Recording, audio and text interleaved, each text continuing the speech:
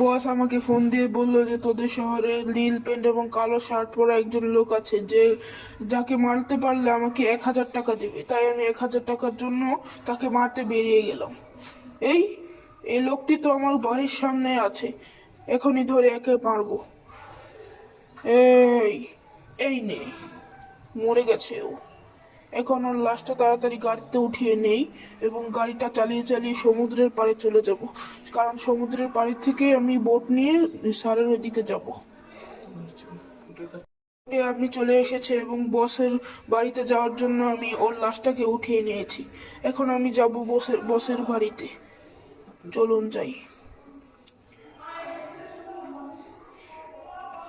Guys, আমরা চলে এসেছি বসের বাড়িতে। এই নিন বস, আপনার আপনার খুনি। এই নাও তোমার 10,000 টাকা। আমি তোমার প্রতি খুশি।